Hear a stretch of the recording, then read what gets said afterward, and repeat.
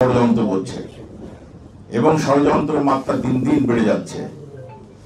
আপনারা সবাই জানেন কিভাবে ষড়যন্ত্র হচ্ছে, পিআর পদ্ধতি বাস্তবায়ন করতে হবে, এ করতে হবে, তা করতে হবে, কিন্তু বাংলাদেশের জনগণ এটা মেনে নেবে না।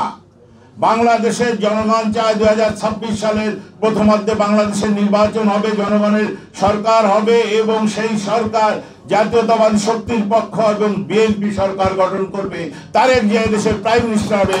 এইটা মানুষ চায়। এই সরকার মানুষ চায় না যারা পূজা এবং রোজাকে একসাথে করে দেয়। এমন লোক, এমন দলকে সরকার গঠন করতে চায় না যাদের মনোগ্রাম থেকে আল্লাহকে বাদ দিয়েছে।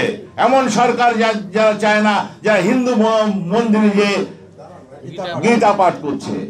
ওদের স্বপ্ন পূরণে পাশে থাকতে পেরে আমরা গর্বিত। বাংলাদেশের 95% মানুষ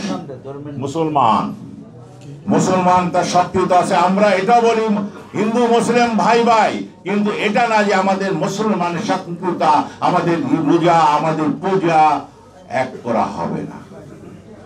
আপনারা সবাই সজাগ থাকেন।